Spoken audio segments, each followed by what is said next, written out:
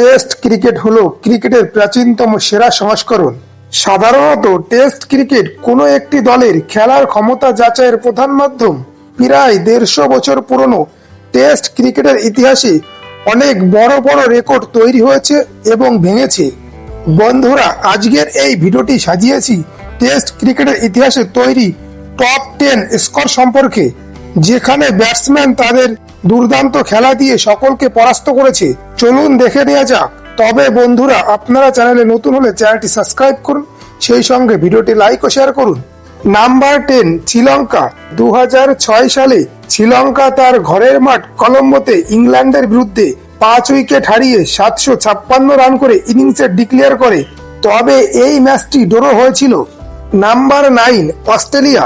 1955 সালে ওয়েস্ট ইন্ডিজের কিংস্টনে Australia West ইন্ডিজের বিরুদ্ধে 8 উইকেট হারিয়ে 758 রান করে ইনিংসে ডিক্লেয়ার করে, এই ম্যাচটি অস্ট্রেলিয়া জিতেছিল।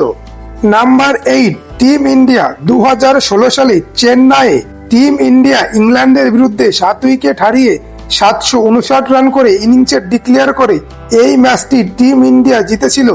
নাম্বার 7, শ্রীলঙ্কা। 2009 সালে আহমেদাবাদে শ্রীলঙ্কা ভারতীয় টিমের বিরুদ্ধে 7 উইকেট হারিয়ে 760 রান করে ইনিংসে ডিক্লেয়ার করেছিল, এই ম্যাচটি ভারতীয় টিম ড্র করে দিয়েছিল। নাম্বার 6, পাকিস্তান। 2009 সালে করাচিতে পাকিস্তান শ্রীলঙ্কার বিরুদ্ধে 6 উইকেট হারিয়ে 765 রান করেছিল, এই ম্যাচটি শ্রীলঙ্কা ড্র করে দিয়েছিল। Number 5, West Indies. 1958 সালে কিংস্টনে পাকিস্তানের বিরুদ্ধে 3 উইকেট হারিয়ে 790 রান করেছিল এবং এই ম্যাচটি ওয়েস্ট ইন্ডিজ জিতেছিল।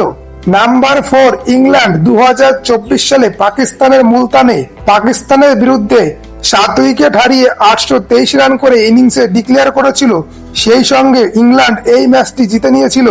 Number 3, England. 1930 সালে ওয়েস্ট ইন্ডিজের কিংস্টনে ওয়েস্ট ইন্ডিজের বিরুদ্ধে 849 রান করেছিল, তবে ম্যাচটি ড্র হয়েছিল। নাম্বার 2তেও রয়েছে ইংল্যান্ড। 1938 সালে দ্য ওভেলে অস্ট্রেলিয়ার বিরুদ্ধে 7 উইকেট হারিয়ে 903 রান করে এবং সেই সঙ্গে এই ম্যাচটি ইংল্যান্ড জিতে নেয়। টপ 10 এই তালিকায় শীর্ষে রয়েছে শ্রীলঙ্কা। 1997 সালে কলম্বোতে ভারতীয় টিমের বিরুদ্ধে শ্রীলঙ্কা 6 উইকেট হারিয়ে 952 রান করে ইনিংসে ডিক্লেয়ার করে, তবে এই ম্যাচটি ভারতীয় টিম ড্র করে দিয়েছিল।